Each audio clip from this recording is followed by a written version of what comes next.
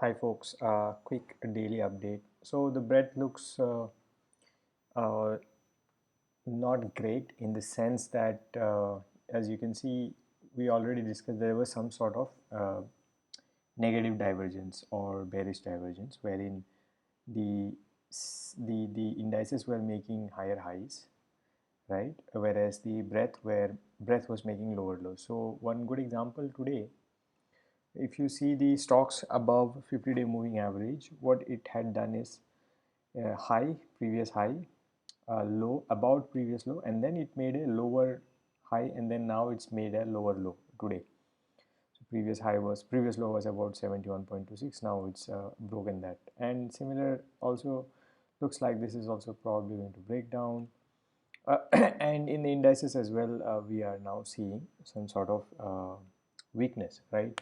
So in in in lieu of that, what I have done is I have sort of aggressively uh, protected my profits, but I still feel that, I mean, it's obviously not going to be all hell break loose kind of stuff, because we are still range bound. If you see Nifty 500, the at least this is the range for now, and once it breaks, we can have at least till here somewhere, right? And then again, probably the bullishness will start.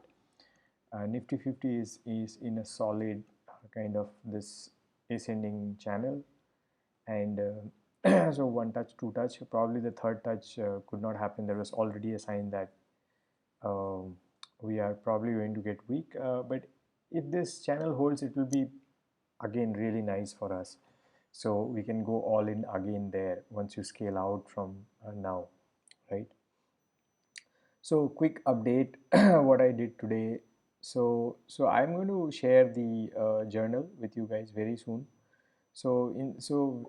What the journal looks like this, right? So this is the live journal, which means the open positions. You have the trade name, trade, what was the entry trigger. So you can see that all the previous entries had like some uh, some obscure entry triggers, but the newer ones all has the Bollinger Band breakout entry trigger, entry date, entry price, stop loss price, and hence what is the percentage of your stop loss. And this one you will manually put the portfolio size, and then here you will calculate the risk on portfolio because of the trade. And once you square it off, then you take that and put it here, right? So this is the which is already done, and here you have something called y enter and y exit, you know.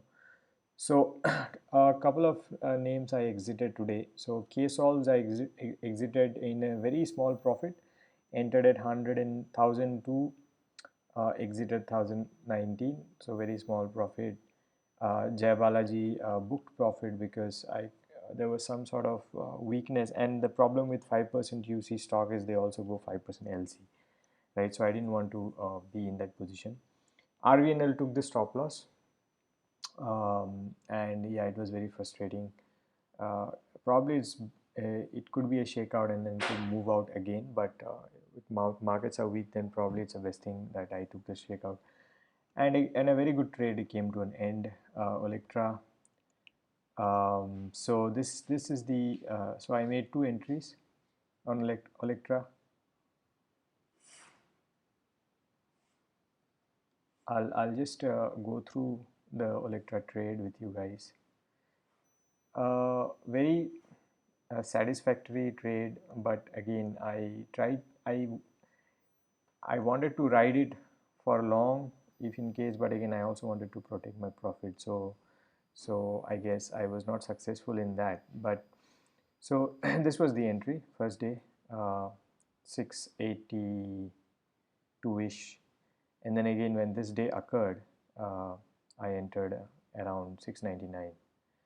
So 25%, then again added so 22% added 10% again, so 32%. Here is the first 16% took out, then somewhere here 1318, 1315 was the second one, and today I got out everything at about 1340 somewhere. So these are the three 808, 1315, 1345, right? So day held is like it's a nice 50, almost 2 month long trade, and the profits are also really good, 17% in the first 50%, then whatever remained 91, 96. And you can see that portfolio moved by almost 3%, 7% and 7%, right? So risk multiples are also really good. So this is what we should aim for, at least like one or two trades in a year like this, and the rest chota mota trades will take care of the portfolio. Similarly, RVNL was a small loss, and you can see that the portfolio shaved off by minus 0.5%. Jayabalaji, although it was a very small 6% size, it still did 1.7% of the portfolio. So, and then these are the live trades. I took two new trades. I'll show you the chart. Both were breakout of the Bollinger Bands, and I'm still my strategy is still the same. I still feel that momentum trades, momentum bursts will work because we are still in bullish regime, uh, and that is why these two trades were taken today. Uh, and you can see that one is a little bigger size and the other one is a little smaller size, and 1.1 and zero point 0.6 is the risk to the portfolio. Okay, right.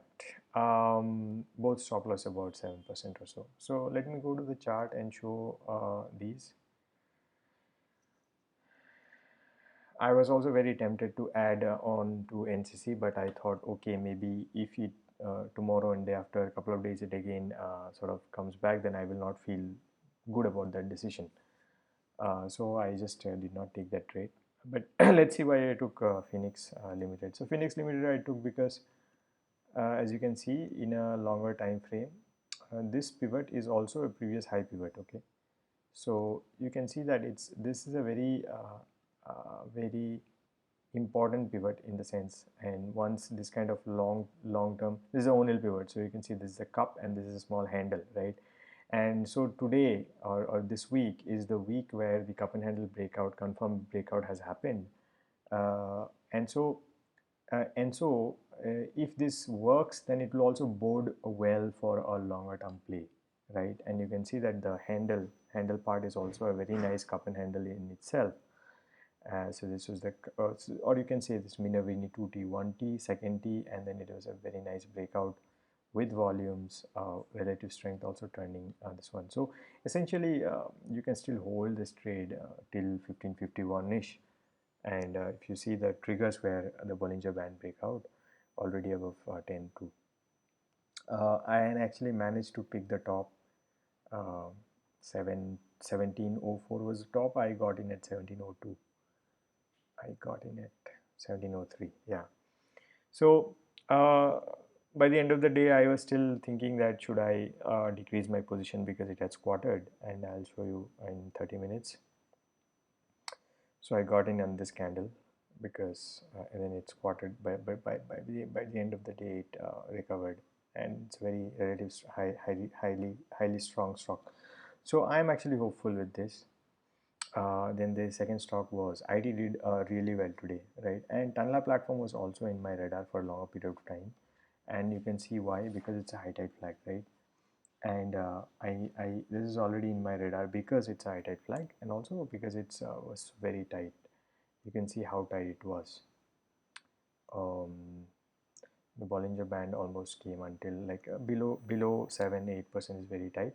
The closing was not great, okay, but still it managed to sort of close above the Bollinger Band, or about the same place as the Bollinger Band. And if you go to a smaller time frame, then you can see at the end of the day there was a bullish push. Okay, so this made me feel a little bit okay about this last of the 5 candles were really bad, in the sense that uh, if a bullish breakout happens, you always like to see a closing above 75% of the candle.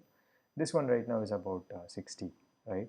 Which is okay in a sort of a bearish day, maybe around 50%. But I still like carried this guy.